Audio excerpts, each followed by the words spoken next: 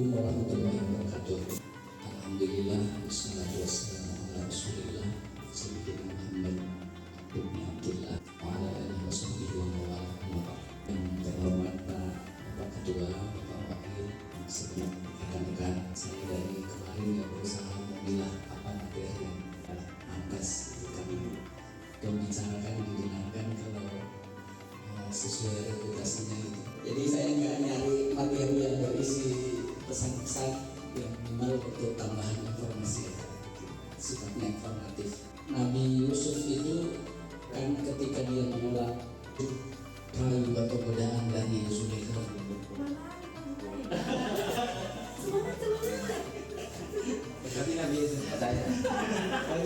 lalu wanita-wanita di kota kita itu bergibah dia kembali lah. Jadi kan ada ayatnya waqala niswatun fil madinah imra'atul aziz turawil fatah. Jadi wanita-wanita di kota, kalau di tafsir ini disebut ada 5 wanita waktu itu yang bergosip ya. Ada istri dari petugas rotinya raja, ada penjaga, istri dari penjaga tahanan dan lain-lain.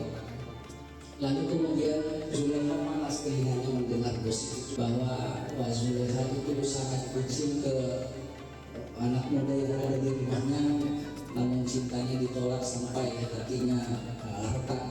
Lalu kemudian mendengar itu Zulaikha memanggil mereka itu fa'arsala ilaihinna fa'atadat lahunna muttaka. Jadi Zulaikha itu memanggil para wanita itu untuk datang ke rumahnya, disuguhi buah-buahan, disuruh bersender dipan-dipan, lalu dikasih pisau. Saat pisau dan buah-buah ada di tangan para wanita itu kan, lalu Yusuf disuruh keluar. Keluarlah Yusuf. Lalu saat Yusuf keluar, para wanita itu terus insya Allah ini qulna ma hasyalillah ma hadza bashar hasyalillah ma hadza bashar in hadza illa malakun karim.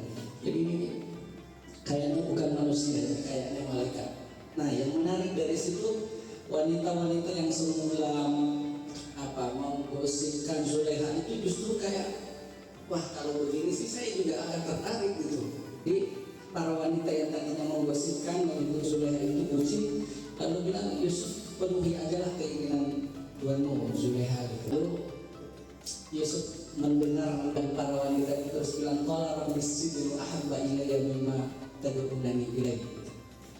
Tuhan, saya lebih suka penjara daripada apa yang para wanita ini bujuk rayukan atasku. Nah, poinnya sebenarnya yang ingin saya sampaikan kecil sekali kejadian di penjara. Di penjara itulah Yusuf bertemu 2 orang mantan pelayan raja. Yang keduanya itu bermimpi ya. Salah satunya bermimpi ini arani aksir khamr. Jadi dia bermimpi memeras anggur dan disajikan untuk raja. Yang kedua, melihat dia menjunjung roti, lalu kemudian roti itu dipatok dimakan. Lalu Yusuf dimintai tafsir, menurutmu apa makna mimpi ini? Kemudian Yusuf menafsirkan bahwa yang melihat dirinya memeras anggur dan menyuguhkannya ke raja akan bebas dari penjara dan kembali dipanggil melayani rajanya.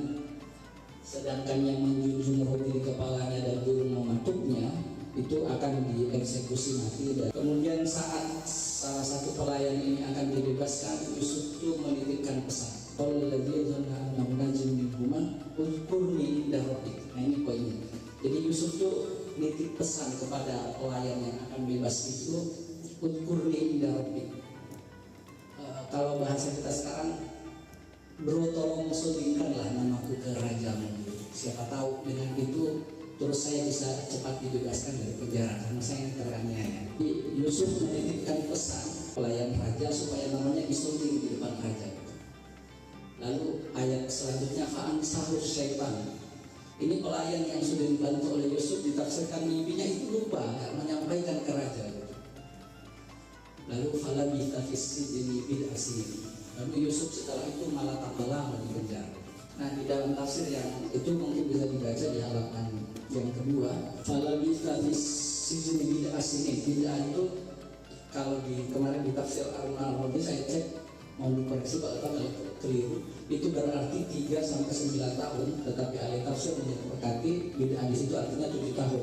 hukuman Yusuf yang semula 5 tahun itu bertambah 2 tahun hanya karena dia pernah menitip pesan kepada pelayan supaya dibantu. Jadi menurut tafsirnya, Tuhan itu tidak menghendaki Yusuf mengandalkan pertolongan dari sesama manusia. Jadi Yusuf seolah-olah terus lalai dari Tuhannya. Dia menganggap bahwa dengan menitipkan pesan kepada sesama manusia itu dia akan dapat bantuan supaya cepat lolos dari penjara.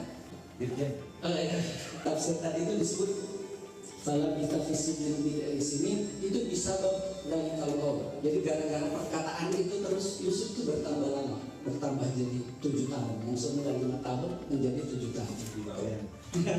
Itu poinnya yang ingin saya sampaikan, bahwa tentu wajar saja kita meminta bantuan ke sesama manusia. Tetapi ayat ini jelas pesannya bahwa ketergantungan kita kepada sesama itu tidak boleh mutlak. Karena Tuhan bisa jadi cemburu saat kita mengandalkan sesuatu selain Dia. Ini memang teguran kepada nabinya, tetapi tentu juga bisa menjadi petunjuk bagi kita. Juga ya seorang nabi ada kalanya melakukan ghaflah, kalau di tafsirannya disebut kelalaian yang kecil gitu. Memang untuk level beliau yang begitu ya tidak boleh. Untuk orang-orang khusus kita juga mungkin tidak pas gitu. Kalau kita meminta bantuan ke sesama, tetap harus ada keyakinan di hati bahwa yang membantu itu hakikatnya adalah Tuhan. Nah ini mungkin kelihatan remeh, tetapi dalam itu dari perspektif Tauhid misalnya, ya itu menjadi sangat penting. Kalau kita sedikit aja ada keyakinan bahwa ada yang bisa membantu selain Tuhan, ya itu akan merusak bangunan Tauhid kita. Assalamualaikum warahmatullahi wabarakatuh.